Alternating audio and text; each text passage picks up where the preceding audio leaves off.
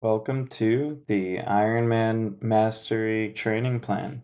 So, if you're here, then you probably showed some interest in uh, completing your first Ironman triathlon, and you've obviously opted for a more educated approach by, learning from those who've done it, those who've done it a few times, and um, specifically, not to pat myself on the back, but those who've done it and decided to capture their lessons learned and also distill all their knowledge down into one single document. So, thank you for joining me here today. I figure rather than having to read through a full website to learn what the Ironman Mastery Training Plan is, it's much better to just do a quick intro video. I'm not going to go too in depth here because the website does show almost everything that you'll learn on the Ironman Mastery Training Plan. And, I just kind of want to give you a good overview so you know what you're getting before you buy.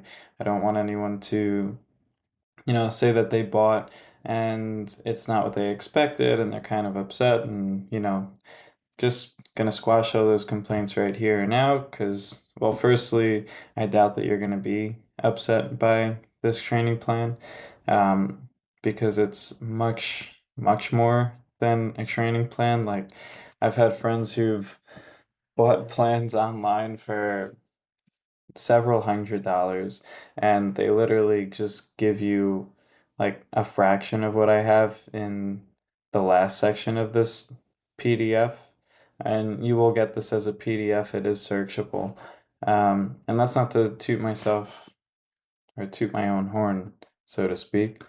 As you could see, I'm no professional marketer, but I do know Ironman and I do know how to get people results. So, if you'll join me real quick, I'd just like to show you what you're going to get in this plan. And I am scrolling through the actual plan.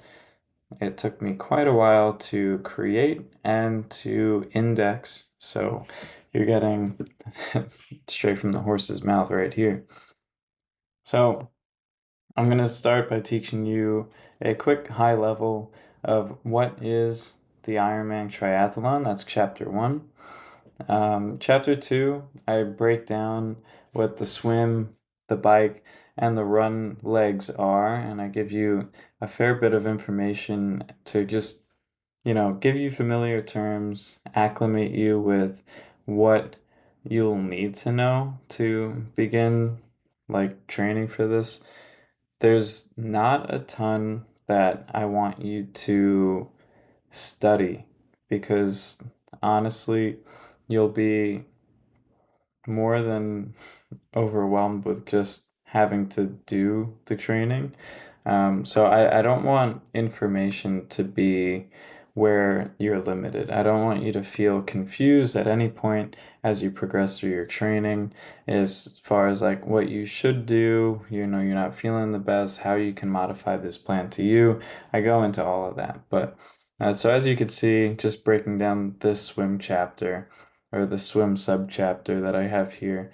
I cover building technique, building endurance, practicing your open water skills, and rest and recovery. And I pretty much hit all these marks for each of the other legs. The run, in my opinion, is a bit more detailed because running, it's the highest impact sport here.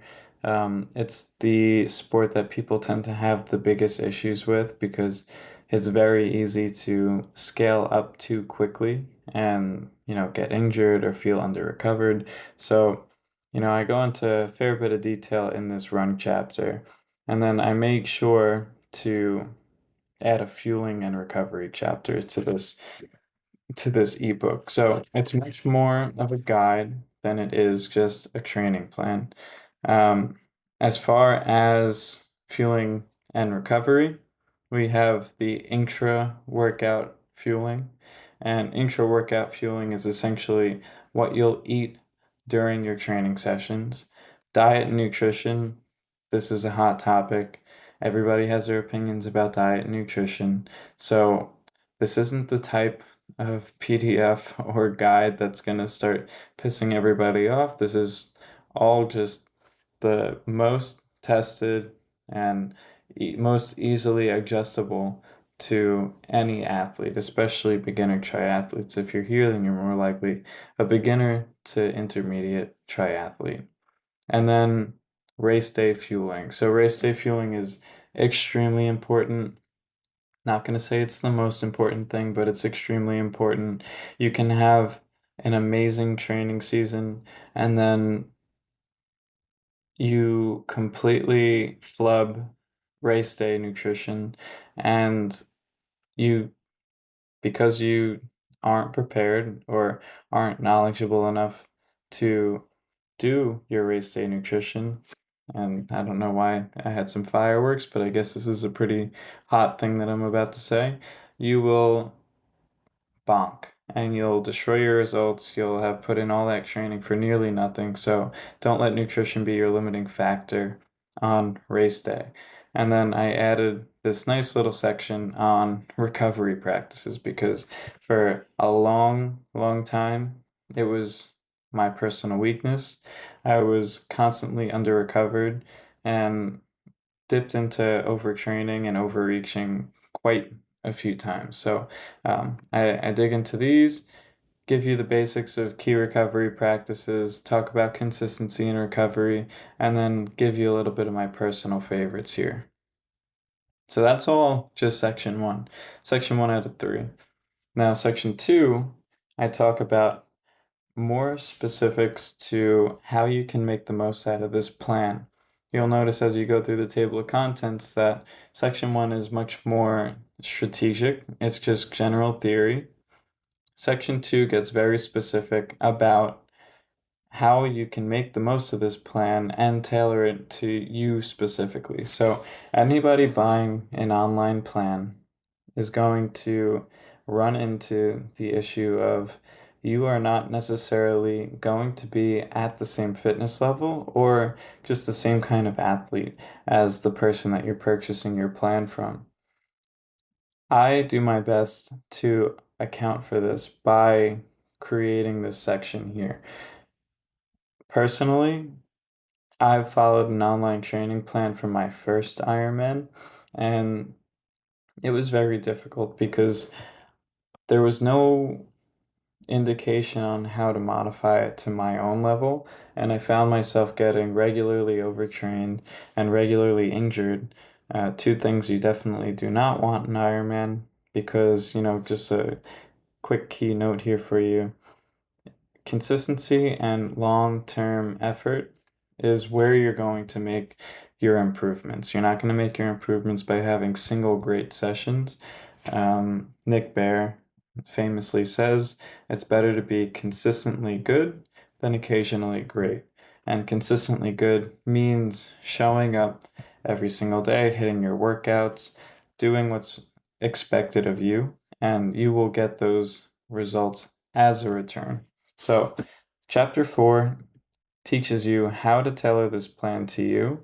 I hit topics like assessing your own fitness level. So, what tests you can do to find where you are in your fitness, how to modify volume and intensity to yourself.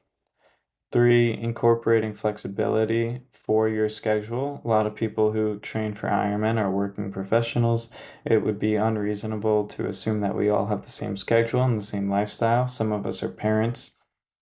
So it's really important to figure out how you're going to fit this into your own schedule. Um, Four, focusing on your weaknesses. Five, reassessing regularly. And creating a goal that you're ready to crush. So, chapter 5 then teaches you how to manage intensity and strain.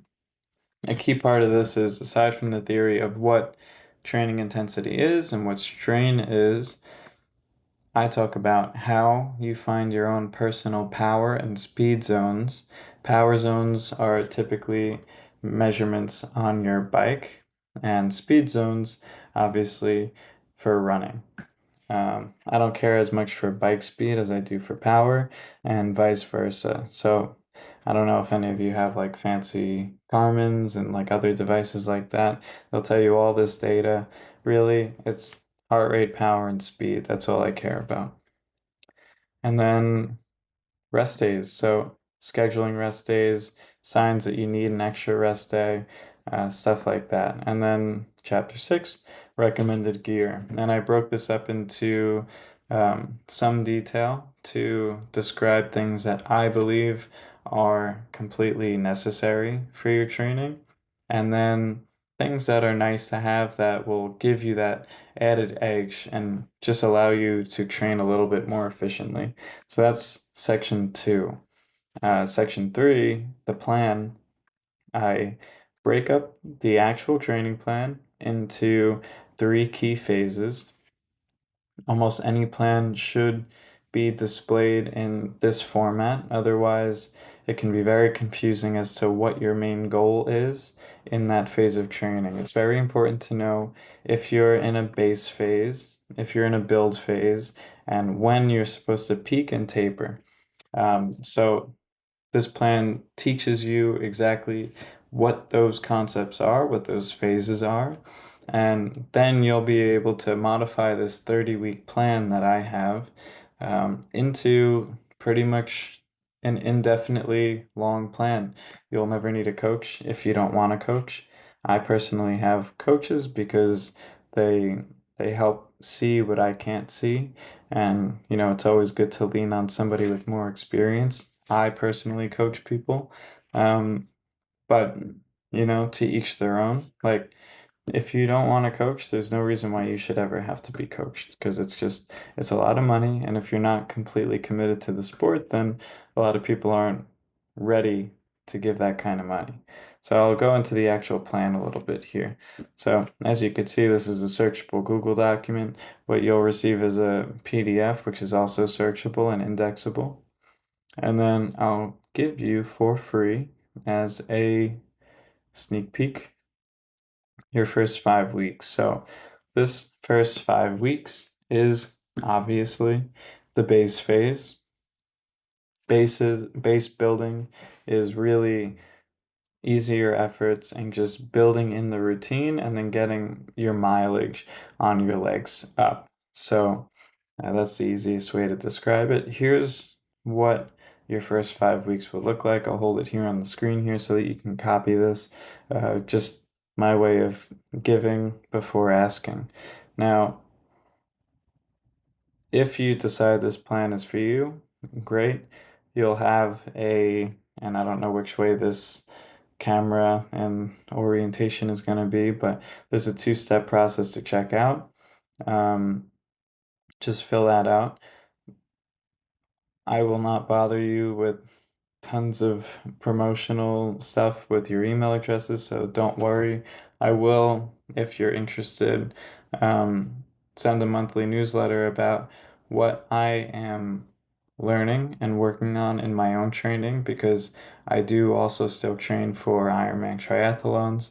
I have a goal in this next year.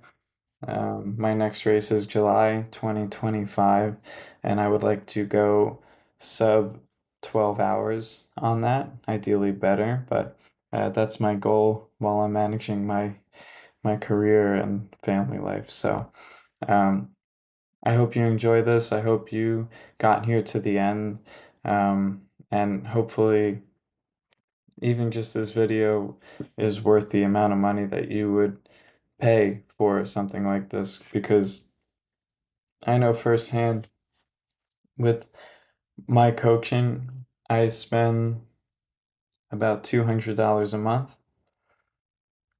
And the amount of months that I trained in my last training block for Ironman was um, 10 months. So do the math, $2,000.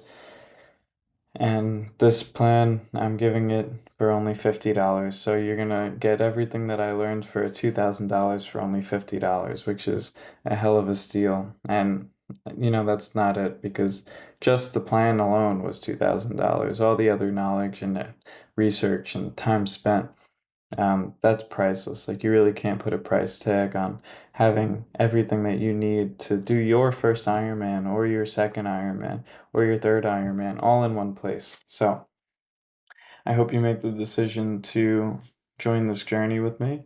And you know what? Have a great night, and I'll see you on the other side.